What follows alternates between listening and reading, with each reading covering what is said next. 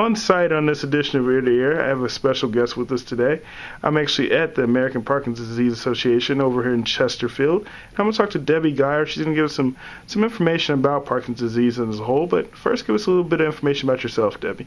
So I've been with the organization since 2007. I am a speech pathologist by trade, by career. I worked in the hospitals for 30 years and was on the board of directors for the APDA for about 10 years. And then, as I say, applied for this position and took over in 2007.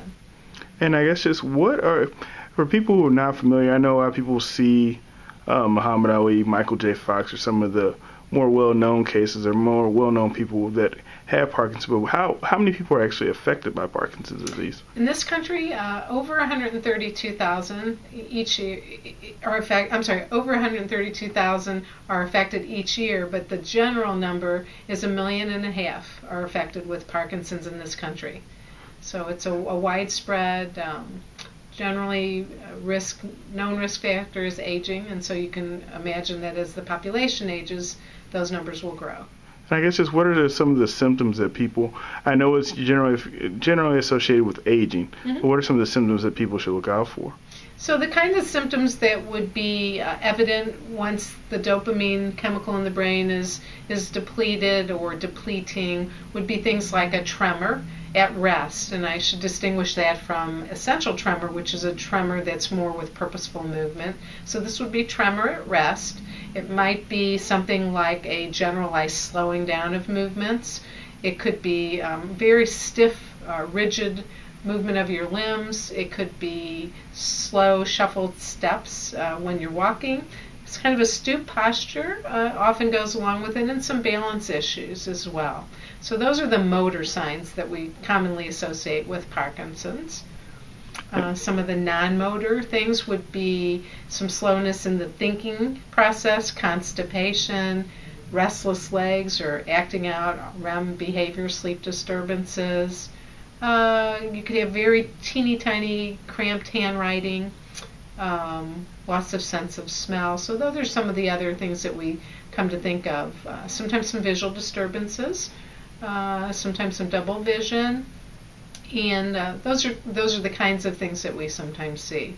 And I guess what are some of the causes? I know there's a lot of things that have been linked to the causing the Parkinson's, but what are some of the better known reasons or causes that some doctors, scientists say that link to Parkinson's disease?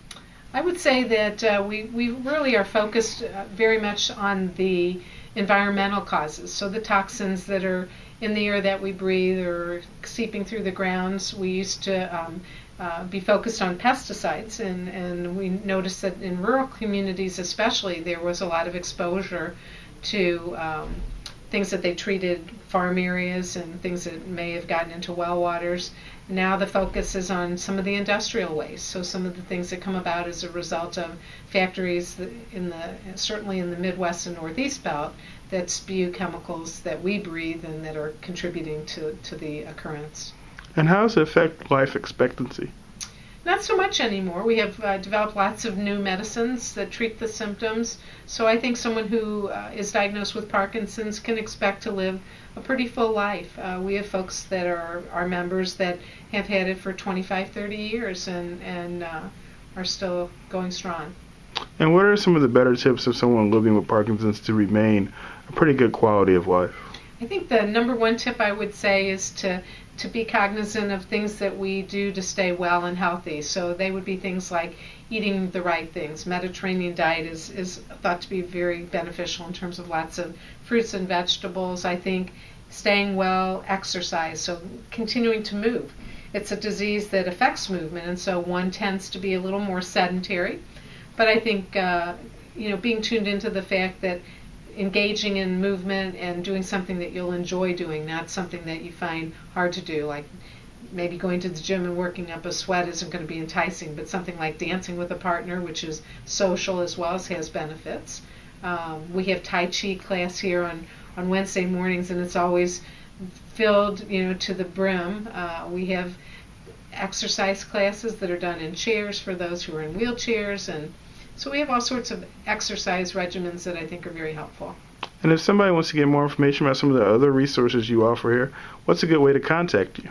Well, I think you can give us a call at 314-362-3299 or visit our webpage. Our website is very extensive, has some wonderful links, and that's www.stlapda.org. So it's St. Louis American Parkinson Disease Association.org.